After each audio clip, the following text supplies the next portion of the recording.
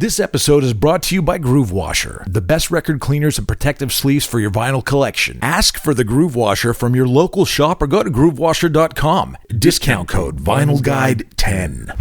And now, on with the show. Well, hey everyone, welcome to episode 386 of The Vinyl Guide, the podcast for record collectors and music nerds. And today we've got an absolutely fantastic guest with us, sharing all sorts of information about the Australian pub rock scene, vinyl records, and more, Mr. John Brewster of the Angels, or Angel City, depending on where you came from. Now, the Angels are an absolutely massive band in Australia, huge influence to our very culture. They're very beloved down under, and in the US and I think other parts of the world, they were known as Angel City, where they influenced a lot of well-known bands. And we'll talk all about that today. We also chat with John about the Angels period at Albert Productions, working with AC/DC, the production duo of Vanda and Young, and making those early records on Alberts. We also talked to John about working with David Bowie, the live stage show of the Angels, the audience callback for Will I Ever See Your Face Again? And there's even a special message in there for Ray Davies. This is a conversation you do not want to miss. Oh yeah, and by the way, John and his brother Rick are the Brewster brothers, and they're doing a tour of Australia playing songs from the Angels, as well as gearing up to do a few shows of Angel songs with a symphony and choir. Some absolutely magic shows coming up. Check out theangels.com.au for tickets and details. And finally, if you love the Angels and enjoy this interview, there are a ton of other interviews and episodes of the Vinyl Guide podcast available for free, awaiting your earholes, including episode 385 with Ross Knight of Cosmic Psychos. That's episode 385 of the Vinyl Guide. Steve Turner of Mudhoney, episode 384. Janie Hendricks of the Jimi Hendrix Estate, episode 377. John Foy, artist, label owner, and Australian music legend, episodes 340 and 341. Fifa Riccobono, executive of Australian powerhouse music label Albert Productions, episode 338. We even had the full band of Amyl and the Sniffers, episode 301. Peter Frampton, episode 300, and lots more. Just follow the Vinyl Guide in your podcast app. It's totally free. Scroll, download, listen, and enjoy. And with that, let's get straight into our conversation with John Brewster of the Angels, Angel City, and the Brewster Brothers.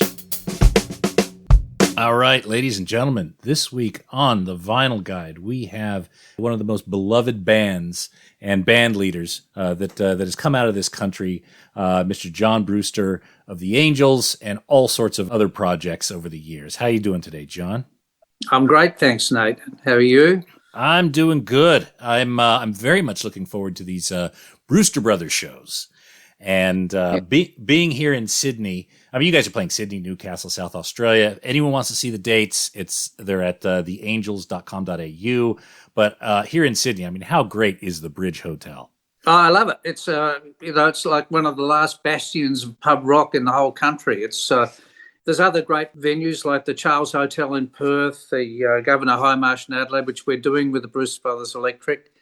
The Bridge has been there forever, and we love it. When we play the Angels there, we do 3 nights and sell them out.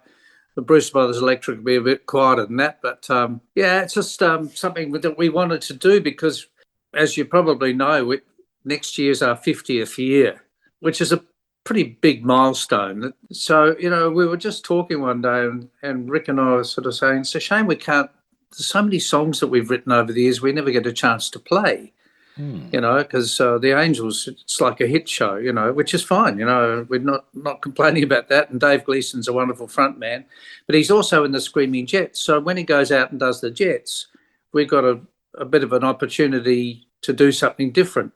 By the way, we'd also like having the break, but yeah, the break's good. But we just got talking about all these songs that we would like to play, and fans would like us to play, but we never get a chance to do. So Nick Norton, our drummer, happens to be a great front man in his own right. So he said, okay, we'll get somebody else on the drums. And in the New South Wales, it's my son, Tom. He's going to be playing drums. He's fantastic. And of course, my son Sam plays bass and has been for the last 12 years, I think now. The songs that fans love that we just never play. So things like Don't Waste My Time, Eat City, and some of them were actually hit records. But, most of the shows we do as the Angels, we're just playing, all those Red Hot Summers and the shows we've just done over in New Zealand. It's an hour show. This way we can have some fun and play songs that we actually love to play, but we haven't played for a long, long time. Now, are you going to reach as far back into the earliest albums, or even as far back as Moonshine Jug and String Band? Well, I mean, I did write a song called Shelter from the Rain, which is on the first Angels album. Mm-hmm. So I think it's the first song I ever wrote, and people seem to like that song, so we might do that. We won't do too many from Face to Face No Exit. A lot of the songs will come from that later period where there were some gems there, like the last album that we did with Doc, for example, the Skin and Bone album. I think it's a great album. It wasn't commercially that successful, but, well, having said that, it's still, I think it went platinum, but it's actually a terrific album. So we're going to do Moving On, Invisible Man, and Call That Living from that album.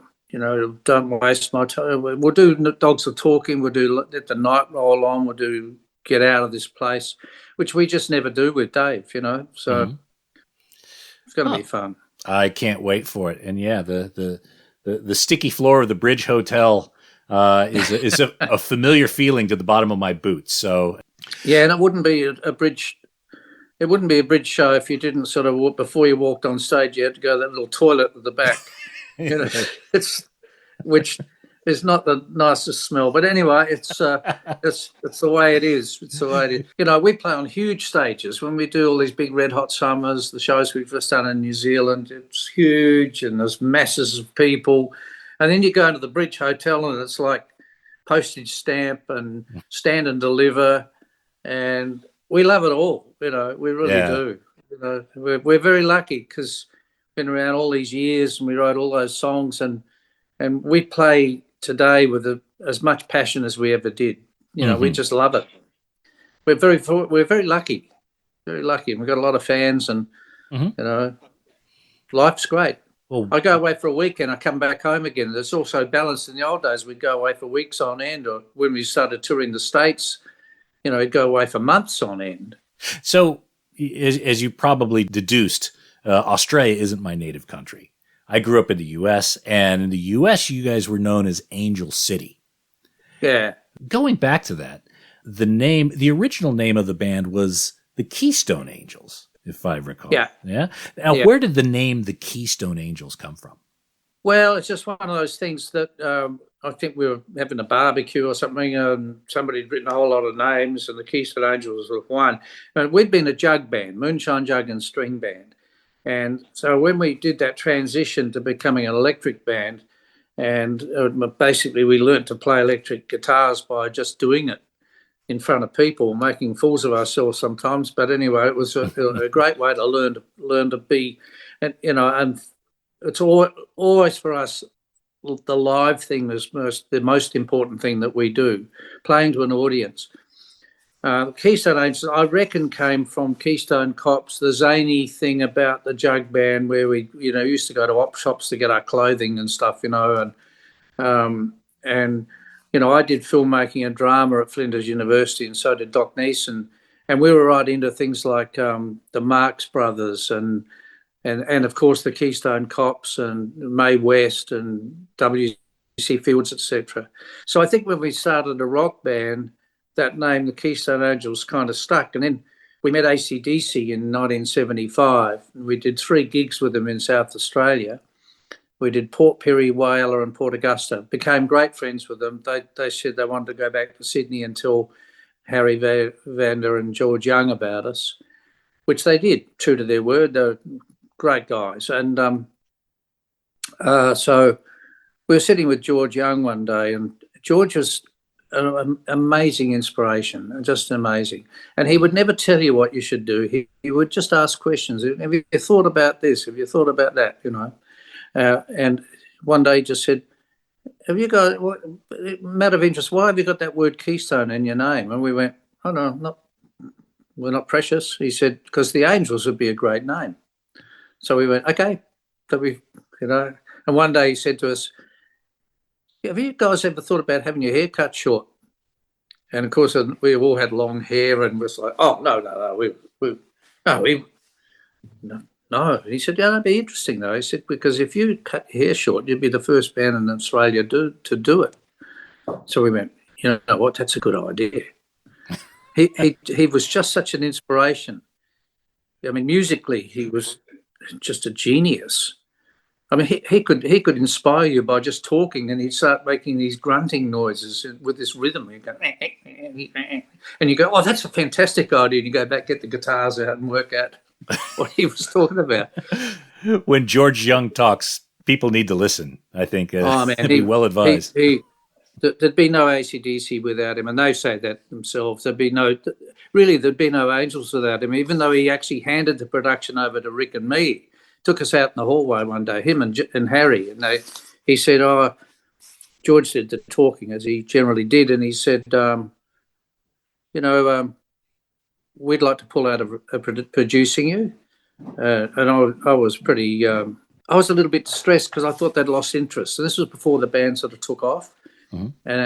And he said, no, he said, look, we've got other acts that have got that Vanda Young sound, and we think you're developing something that we should let you have your own, do your own thing.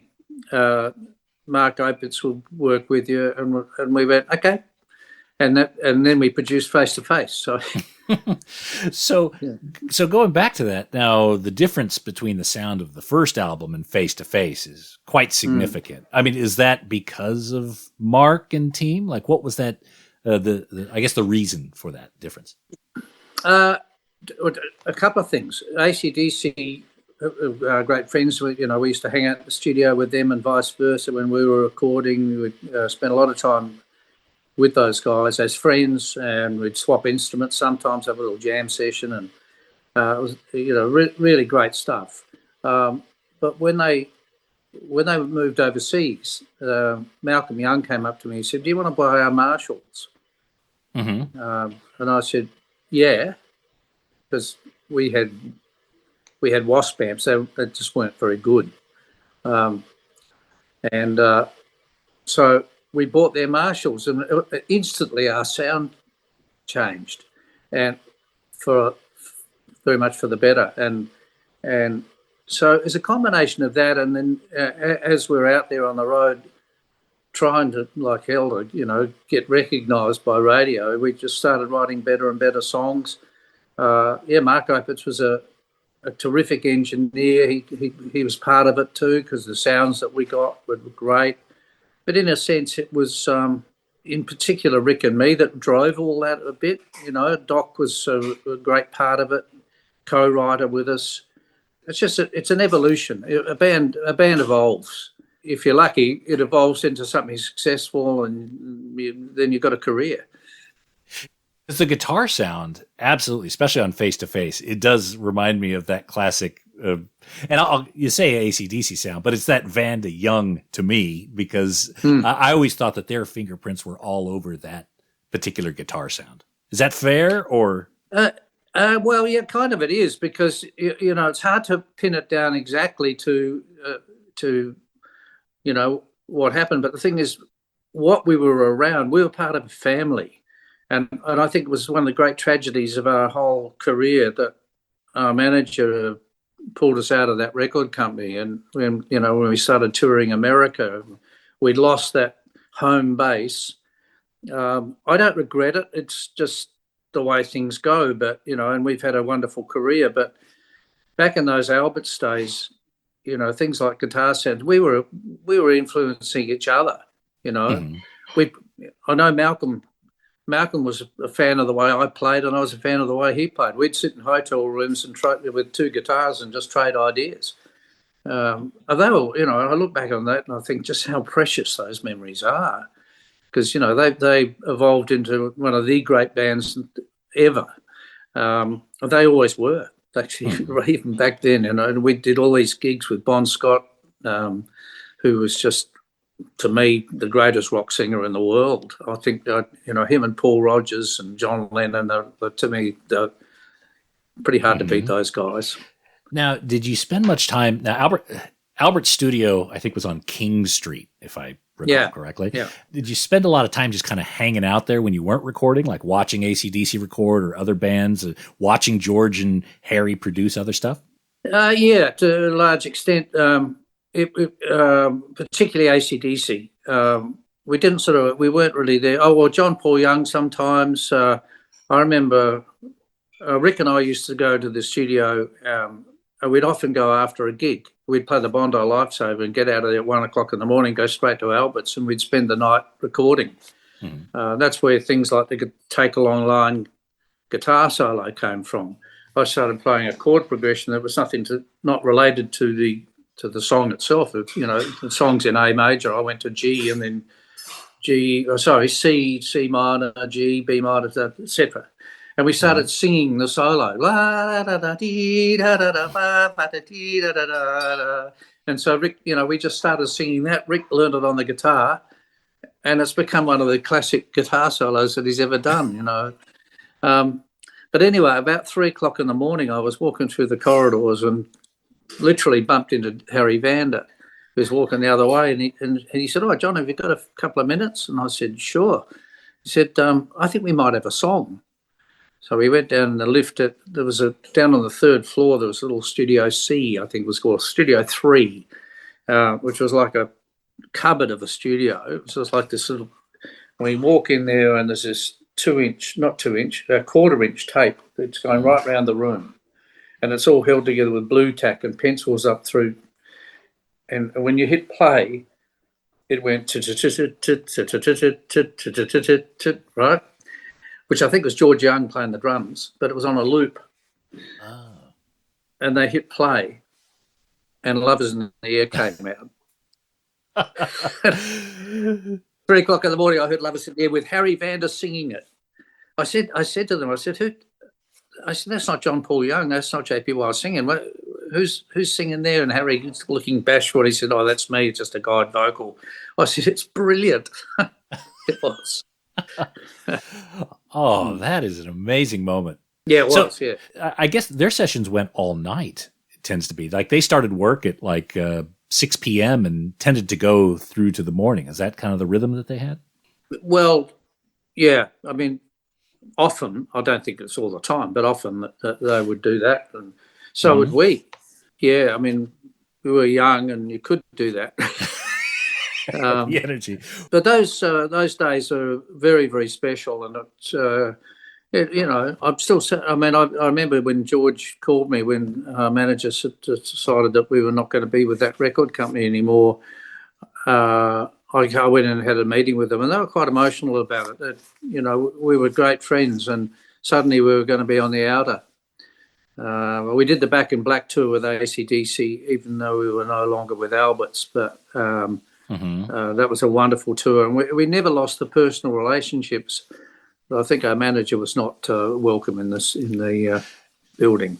Yeah. Well, even to this day, FIFA speaks very highly and beloved of the Angels. So it seems to be that you parted as business associates, but you stayed friendly with everyone. We've stayed friends. FIFA's wonderful. I can tell you a story about FIFA when the band started to go through the roof, and we were just like jam packing people into venues before the days of all the fire restrictions, etc. And we were playing, I think it was called Bananas down in St Kilda. I think I'm right in saying that. But anyway, it was a very male-dominated, quite heavy audience, and we're playing, and the place was jam-packed. And then I see this commotion, and there's FIFA elbowing great big burly guys out of her way like this, and she just elbowed her way to the front, right down in front of us, and she's rocking out to the band, and I'm thinking, that's our A&R person. How fantastic. Yeah. So that first Angels album, at what point did you understand that there was an issue with the name The Angels?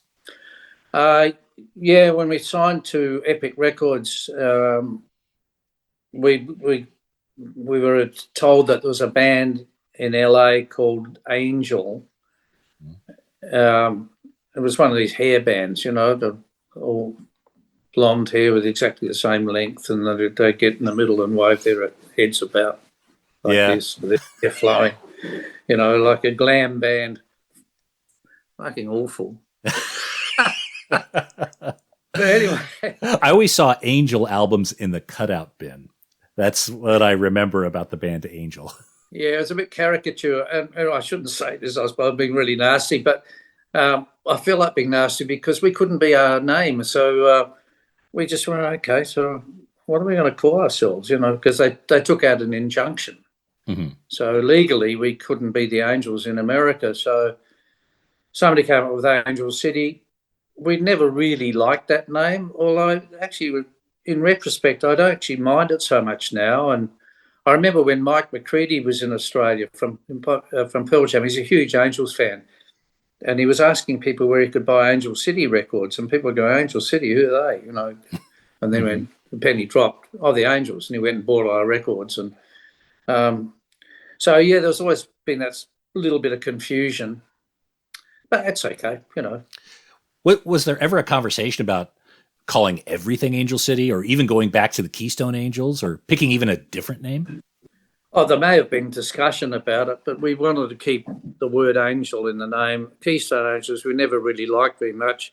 I don't even know why we ever called it that, but it's because of the Jug Band, because, the Jug Band was this kind of zany 1920s kind of thing, Keystone Cops and all that stuff. So, yeah, so no, we didn't really want to go to Keystone Angels, but Angel City, it's okay. Yeah. Yeah, and that's where I first learned of the band. And again, and you mentioned Pearl Jam. There's a lot of bands, particularly in the Seattle, Pacific Northwest geography, that were really inspired by the Angels or Angel City. What are some of the artists that you've been, I guess, delightfully surprised to know that were fans of the Angels' music? Well, I'm told that Dave Grohl saw us. He was 14. He went with his dad to our Paramount Theatre show. Now, I can't confirm that, but I'm told that that's what happened.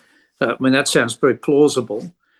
I'm told that Kurt Cobain referenced us one time when he was in the studio. He wanted to get a similar guitar sound or something.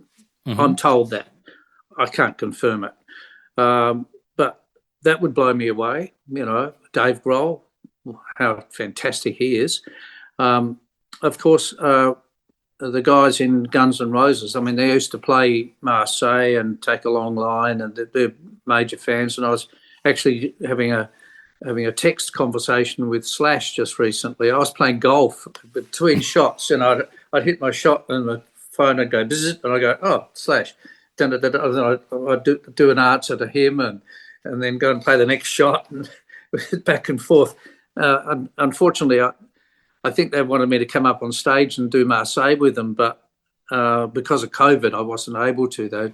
It was a tight thing. So, but next year, yeah, we might do something with Slash. And great guitar player, great guy. I've never met him personally, but the texting thing was good enough. That was great. Well, some other fans of yours are coming into town in the next month or so. Mudhoney. Apparently Dan Peters has seen Angel City multiple times as a youngster. Maybe even some of those same shows that Kurt allegedly has seen. Really? Yeah. Oh, wow. Oh, I better look out for him. Yeah, we just had him on the show, and Steve Turner was talking about the influence of Angel City on them. Now, the Pacific Northwest, there was and I got this out of the Kicking Down the Door documentary. There was a radio station out of Portland, KGON, that really embraced Angels early on. So I kind of took that. Yeah. I kind of took that to mean that was ground zero for why there was so much influence in that region. It was a huge part of it. The KGON had a kind of radio station back thing where you could go and see a band for $1 or something, or 99 cents. Or so I think it was part of their it might have been KGON 99 or so. I can't remember. But for 99 cents, you could see it. So all of a sudden, we're playing to a big crowd. We also did the Kinks there and knocked people out. That whole West Coast, when we did those Kinks shows, were fantastic. So fantastic that Ray Davies kicked us off the bill. We did. Yeah. But anyway, yeah, we never got across the East Coast because I think he was pretty paranoid. When we did the LA Forum, he actually personally went up the mixing desk and pulled our sound down. So Ray Davies is a listener of the show. So any special messages for him? Yeah, get fucked. No way, get fucked. No, he was not. And I'm actually a big fan. I love the Kinks. I mean, those records in the 60s, were just wonderful stuff. So I'm a big fan, but he was just so offhand with us. He couldn't get a time of day out of him, and we're not used to that. We've toured with, like we did the whole Australian tour with David Bowie and had dinner with him every night. I mean, it was wonderful, and he loved the band and in fact, when we did the Bondi Lifesaver, he and his band came to the gig. They were right down the front, we call it the punter barrier. We got the punter barrier and 1,800 people just jammed in there. And then we were in the first song, which was After the Rain, and David Bowie and his whole band come and they spent the whole night just down in front of us. And I'm pinching myself going, really? Does that make you more nervous, or does that bring out another level in you? I don't know. I mean, those days we were just hell bent. I mean, it made me very excited to think that, not only are we doing all those gigs with them as the opening act, and they billed us as special guests, so it wasn't like the normal support band thing. We were special guests, very respectful, very nice guy. We, as I say, we had dinner with him and his band. Rick became really good friends with Adrian Ballou, who showed him some stuff that Rick still uses today. And AC/DC, when we did the Back in Black tour and all those shows that we did with Bon Scott and the band back in the 70s, that they never tried to sort of, I mean, they had their special lights and stuff, but basically we had the whole production. Mm-hmm. So it was a level playing field. So that they would never dream of turning the sound down, because they knew that the better we went down, the better they were going to go down. Yeah. And that's our attitude too. We love it when a support band goes down great, because it just makes the whole evening better. We're now so established that we've got all the hits, and Ray Davies had all the hits. We were just a new kids on the block, I suppose. But so there was a time when he was in Australia and we had finished up. We were on the same plane. It was an Ansett plane, and our bass player Chris Bailey got the girl to get a tray and put a dirty glass with a used lemon and sort of ice that had melted, and Ansett letterhead, and he wrote, "To Ray Davies, courtesy of Angel City," and had her deliver it to him down in the front. And he wasn't happy, but we were. There's that song, "Will I Ever See Your Face Again?" And coming to Australia, when I started hearing this song in the pubs, there was the callback chant. No way, get fuck off. And I had to have someone explain it to me, because it just seemed to come out of nowhere. And I guess the more I kind of look into it, it seems like that was just a very organic thing. What is the backstory of that callback? We'll be back after these messages.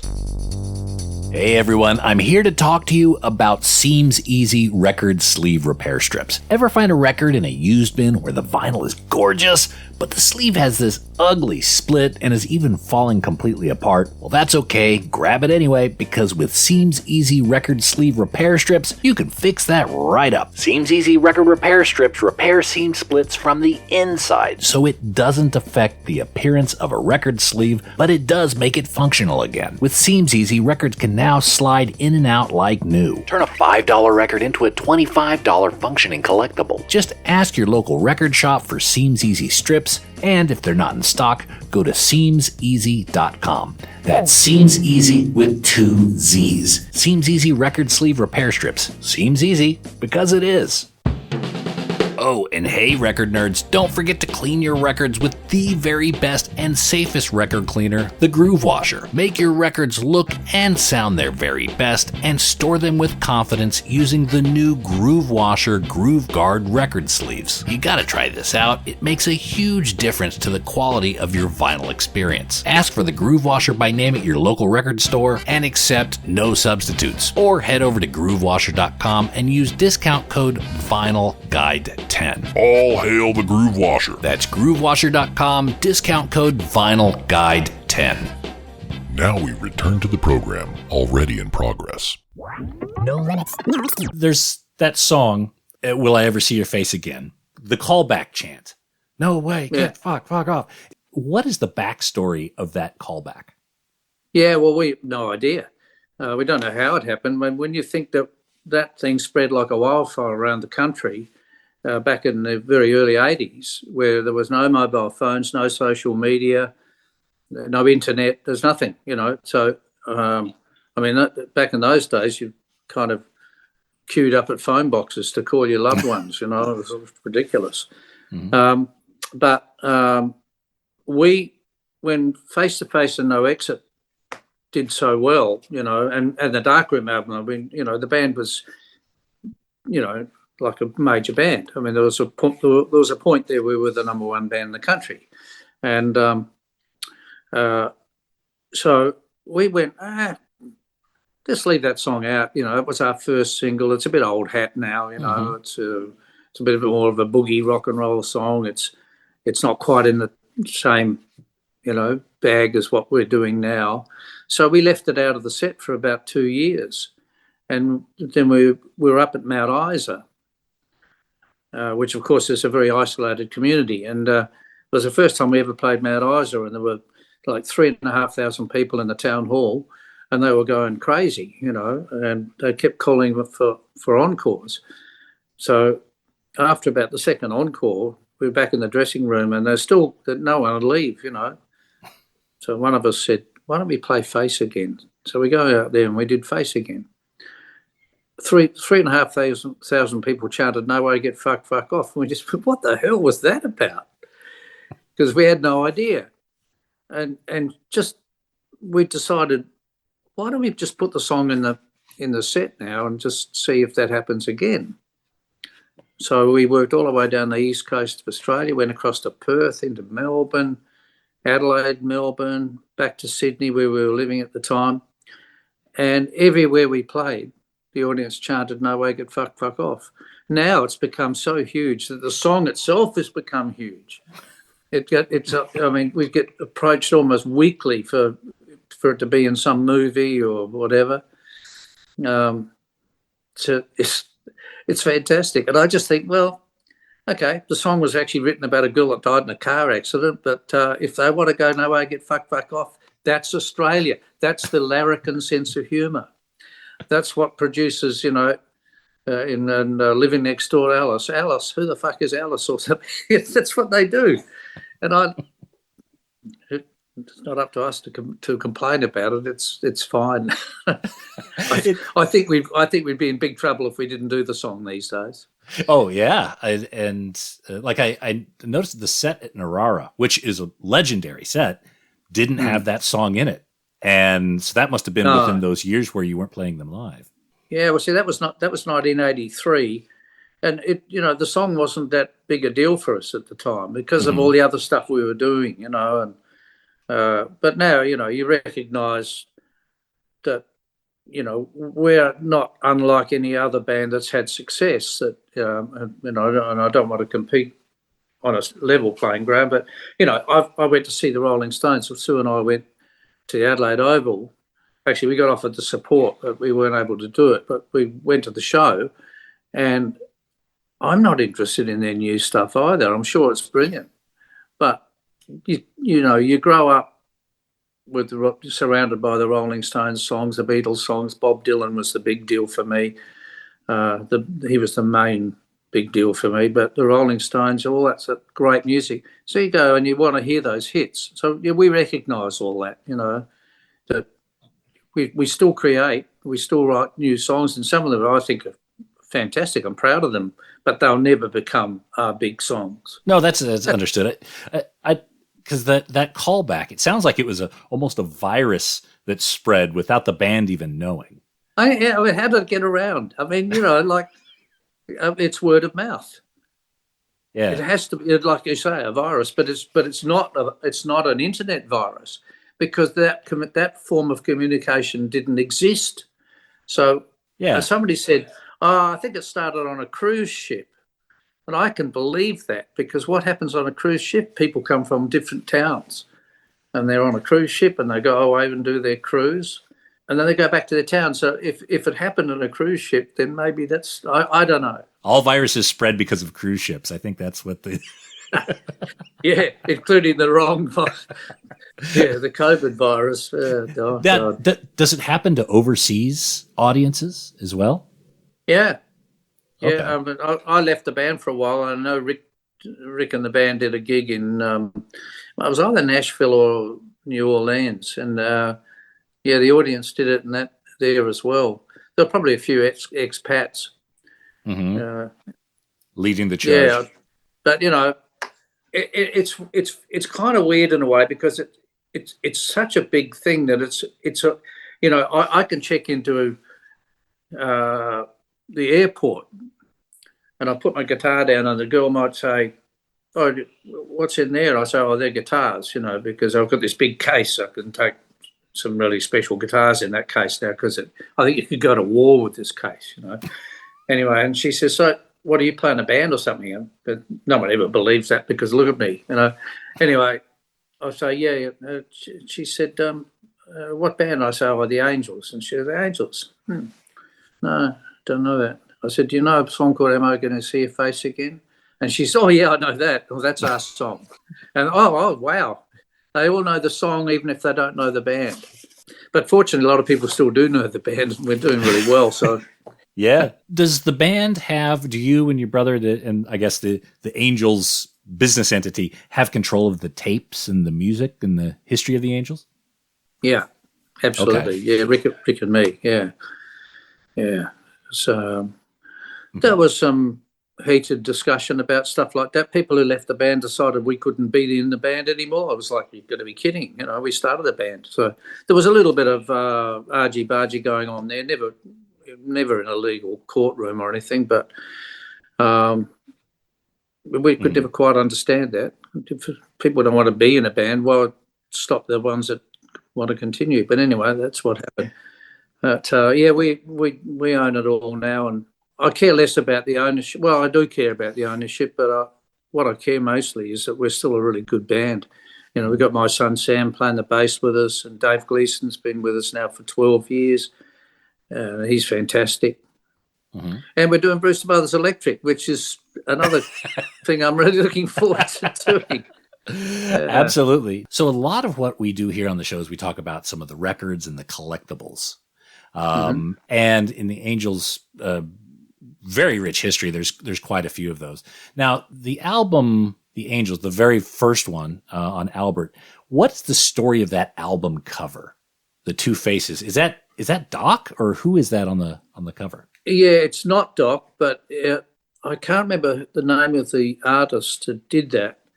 But and it may actually have inspired the Face to Face title, because those two guys are face to face. But then again, it also might be a song that I wrote called Marseille, where I sing Vis-a-Vis-a-Vous, which is face to face to you.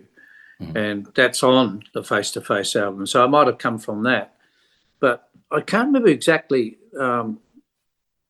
where that album cover came from. But I look at it now and I think, it stood the test of time. It's a good cover. Yeah. I can't really honestly remember too much about. I think there was just a number of different things that were presented to us by FIFA. and we just liked it. Do you recall the story of the cover of Face to Face? Yes, I do. At that stage, Doc had, this evolving thing of a band, where we started writing better and better songs. I wrote I Ain't the One. I wrote that song and presented it to the band. We all got excited because it had the nick guitar thing, and so we started finding our musical identity. And Docker, who'd studied drama at Flinders University, as I did too, he went up to Professor Wal Cherry, who was the head of the drama department at Flinders University, and he had a chat to Wal, and Wal made the suggestion to him that he dress himself up as like an aristocrat, and then dishevel through the performance. So he brought that element of drama into the whole thing, and that first outfit that Doc had with the ascot tie and the gentleman, the crazy gentleman, got represented on that cover by I can't remember the name of the artist, but the Doc coming out of the mirror and then the back side of it is disappearing into the mirror. I just thought that was brilliant, and I still do. It's great. But it was very much related to that whole sort of sense of drama that was going on with our live shows at the time. Ray Hawkins was doing our lighting by then, and the lighting was very stark, and there's a lot of shadows, and we were very much into the theatre of expressionism, like Bertolt Brecht kind of stuff. There was the element of art mixed with rock, which is always a good thing.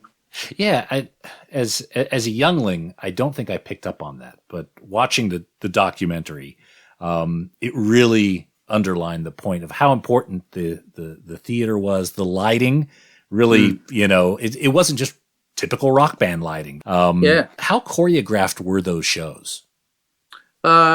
Yeah, pretty much so, because in those days we would tour the whole country with the same production. So we take our light show with us. These days you can't do that. But Ray Hawkins, a lighting guy, was also a very, very close friend, still is, to Rick and me. And we'd go around to Ray's place. We physically built a whole lot of lights, the rain lights, and we'd set them up on trees at like 4 o'clock in the morning. And the whole idea of that, the rain lights, was for the No Exit album, to create an impression of prison bars. So when they came on and all the rest of the lights were turned off, it looked like Doc was behind a prison, and he would go across like trying to get out, So that sort of aspect, that was a big deal for us. It's different now, but of course that's also a band trying to establish itself and stand out from the crowd to be a bit different. We were the same record company as AC/DC. We wanted to have our point of differences. Because when AC/DC spilled out onto the stage, it was just they're running back and forth. It seemed like in the moment energy, and where Angels, they also had that in the moment energy, but there were also points within the live show to where it's like, okay, Doc will have the most effect here. There's the John Brewster guitar cutout over here. There were a few points in that, but then there was enough room for the improvised chaos to occur as well. Yeah, we were totally into it. We'd talk about all that stuff, particularly with Ray Hawkins, because Ray was just so creative. And they're wonderful memories, really wonderful. And as I say, in those days we would go out with a semi-trailer full of stuff, and so you'd have the same production every night. But you can't do that now. But we don't need to, and we don't need to. Basically, we're at a point now where the name of the band is a huge deal, and the repertoire is a huge deal, and we play it pretty well. And I think it's probably important that Rick and I are there, but if it so happens that either one of us or both of us can't be there, we've got plans there too. I've got sons that could just take over. Yeah, you're breeding bandmates.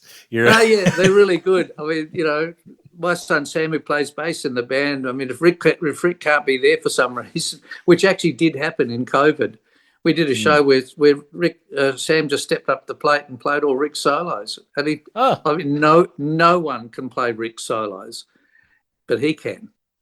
So that's why I say, Rick, you better be careful. You better watch out for yourself. There is the live album Liveline, and there was a show, as I understand it, the Metro in Sydney that was professionally filmed. Has that been released, or do you think that will be released? I don't think so. I don't think that. I don't know. That may have been a show that was done when I wasn't in the band. Because I left the band in the beginning of '86 and rejoined in '93. But I know that we did the Metro and recorded it when we did our Lounge Lizard thing, where we played acoustic, just acoustics. It was the loudest acoustic band in the world. I think that's ridiculous. We had Angry Anderson and Ross Wilson with us on that tour. I don't think that was filmed. It was recorded. So anything that was filmed at the Metro, I'm not that aware of. Mm-hmm. Okay. My favourite film of the band, Narara is great, but apart from that, my favourite is the one we did in 1979 at La Trobe University, and that was just before we started touring the world. And that's, I think that's called "This Is It, Folks" or something. That's really good. I mean, the bands are flying in that. That was the original lineup with Buzz Bidstrup, Chris Bailey, Rick, and Doc and me. So. Mm-hmm. That's a bit of a favourite for me. When it comes to the Angels catalog, you said you have all the tapes. It can be revisited, or that's certainly within your control. Has there been any consideration of reissuing some of these on vinyl? For example, Liveline. I think that was only released on vinyl once. Yeah. We're signed to Mushroom, Good Liberation, now called Bloodlines. They have now released Darkroom, limited edition Darkroom on vinyl. I think that sort of thing is probably going to increase because there's more and more of a market, if you like, for vinyl. And we all know that vinyl sounds better than anything else. Mm-hmm. Can't beat it, Oh, 100%. Well, a lot of the Angels albums are very collectible, especially ones that were released in the earlier part of your career. To make it this far and not be damaged, not have had bong water spilled on it, or have, various parties is exceedingly rare. So I think that there's quite a few people out there that would be very interested in some reissues from the band. Yeah, me too. I'll have to lean on Dean McLaughlin at Bloodlines. He's a great friend. He's a great friend. We love him. But I think next year we should really seriously look at releasing some vinyl, because we're celebrating 50 years. And when you celebrate 50 years, you're going back to the days when it was all vinyl. And, I mean, God, they were wonderful days. When you made a record in those days, you the amount of angst of, okay, what are we going to open this record with? What's going to finish side one? And when you turn it over, what's going to open that? And then what's going to finish the whole record? And you take it light and shades, right? The whole thing's a trip. Mm-hmm. These days, you make a record and somebody might pick up one of the songs and it's streamed on Spotify or something, and that's about it. Yeah. So, but you still do that whole process. We still make albums and we still, worry about, how the sequence goes and all that. Mm-hmm. Oh, that's important. And I would imagine, a lot of thought and care and perhaps even constructive arguments about how best to sequence a record, how to present it as one piece, because that's how it used to be consumed. Yeah, exactly. That's the whole thing. And I miss those days. It is what it is now, but I certainly miss those days because, just even the physical size of a vinyl album, so your cover is this big instead of this big. Mm-hmm. That's a big deal. So, okay, Brewster Brothers Electric shows. There's also an EP, as I understand, that's available of Brewster Brothers Electric. Is that right? Yeah. The thing is, when we do something like this, we sort of do it all the way. So we went, okay, if we're going to do some shows as Brewster Brothers Electric with Nick singing, then let's go in the studio and represent that. So we went in the studio, and there's a Brewster Brothers song that Rick and I did for our album that's called Shadows Fall, called Lives of Grace, which we thought was really appropriate to do. And so we went in there, we did that. We did a take of Night Attack, which I always love as a great song, which we never do with Dave. And a 2-minute warning, Small Price to Pay, which is how we got that deal with MCA. That song did it. And then we went to LA and we recorded. We spent a fortune, like an absolute fortune, trying to recapture the demo of Small Price. We should have released the demo. That's how we got the record deal. And the demo was fantastic. And the end result to me is not that good. But we had to go at that one, and it's fantastic. We really nailed it. And Moving On, which is from the Skin and Bone album. I think it's a wonderful song. So yeah, we went into Ricky Ray's studio in Melbourne. He mixes quite a few of our live shows now, and he's got a fantastic studio. We went in with Mick Skelton, who plays drums in the Baby Animals. Wonderful guy, wonderful drummer, and we nailed it. I love that EP. It's turned out great. Now, are you considering doing more recording projects? I mean, not to get too far ahead of what's happening with Brewster Brothers, but, Yeah. I honestly don't know, Nate. It's like, I don't know, because, I mean, we're not trying to replace the Angels. The Angels is a big deal in our life, and we love doing it. Mm-hmm. So we'll just wait and see. We might just do what we've done and call it a day. And then again, with 50 years coming up, we might be able to incorporate some of this into that. I just don't know. Any further thoughts or plans for additional recharged versions of albums? Maybe so. I think I can't name the people, but we''ve got various people from overseas who put their hand up to maybe guests on an album that will I can name one, which is Slash. God, this is my texting while I'm playing golf. Text, whack.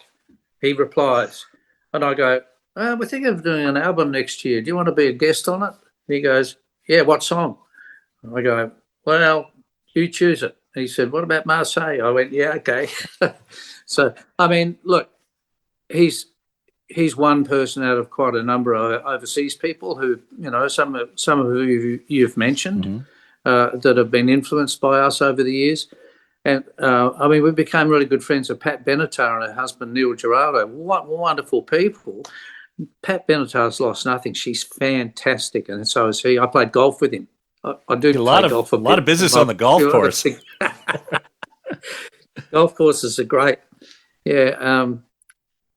I was thinking about Pat Benatar, and I was thinking, what song would, if she become, she has said she would do it, but what song would it be? And I'm thinking, well, Be With You would be a really good song for a woman to sing.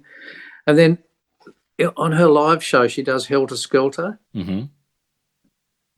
and she nails it. I mean, it's just great. The band nails it. It's just really great. And I'm thinking, you know what, Pat Benatar singing Mr. Damage would be amazing. Ooh, okay. Can you imagine that? That would be. She can build it out.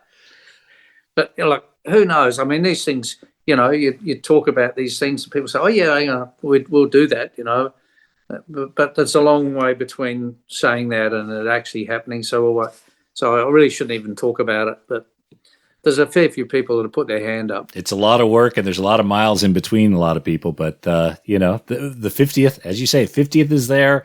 It's a good goal to have. Yeah, that's it.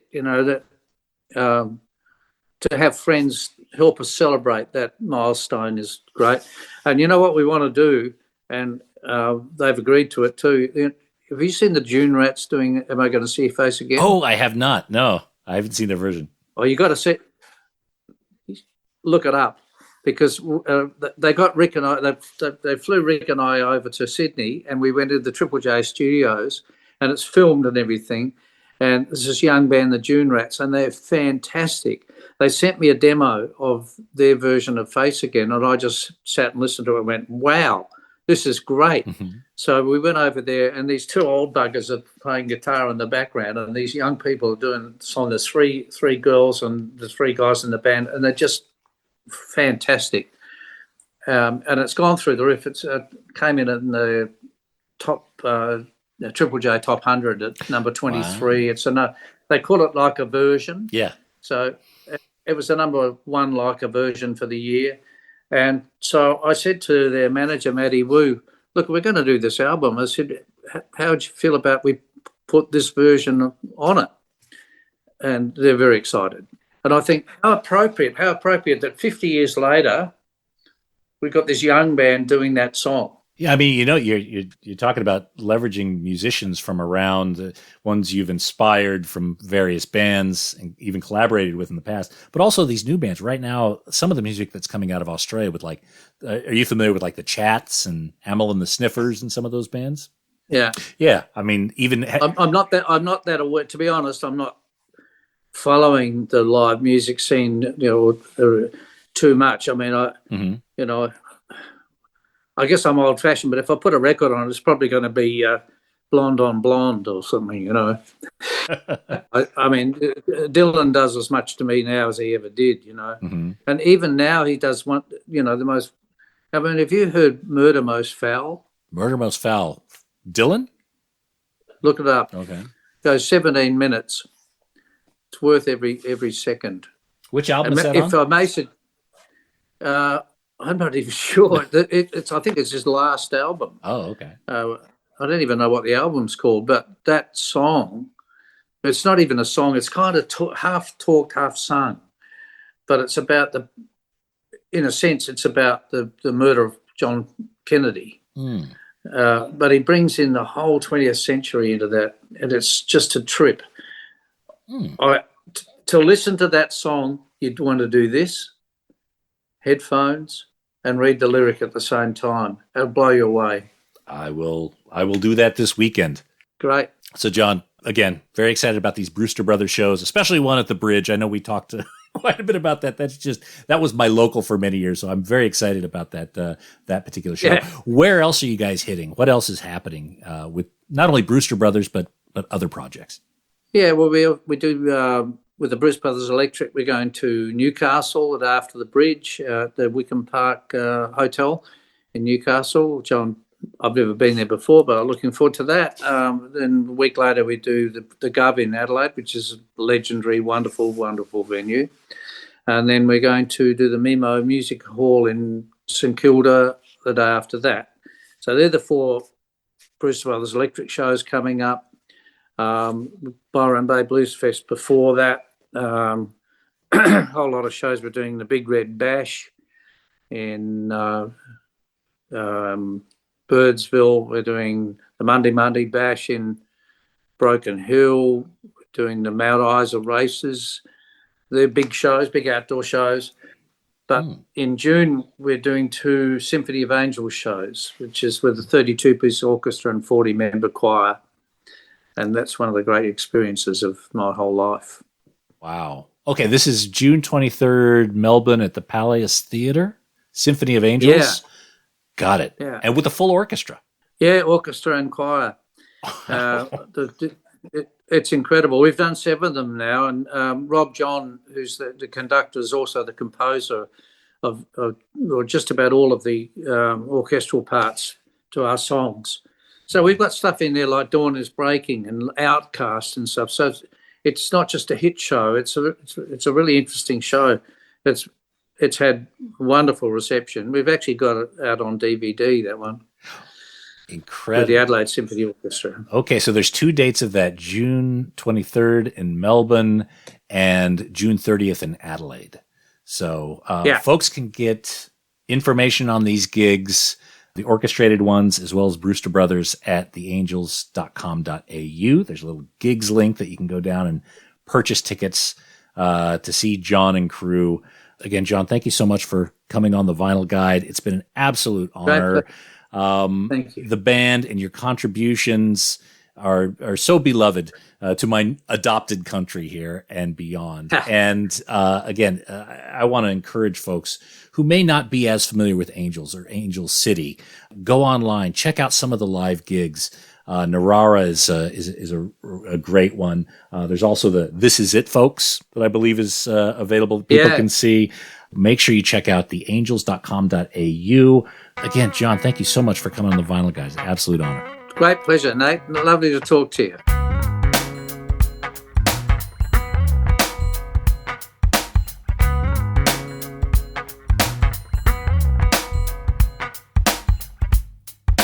Oh man, what an absolute legend. John Brewster, the Angels, Angel City, and the Brewster Brothers. Make sure you see them on their tours. There's a bunch of really killer shows coming up. You can find more all about them, all the details and tickets available at theangels.com.au. And that's it for this episode of The Vinyl Guide. Thank you so much for tuning in. Please share these episodes on your social media. Put them on Facebook, tweet them out on Twitter. That is always helpful. Find some music forums on Reddit or Facebook groups to go ahead and drop these into.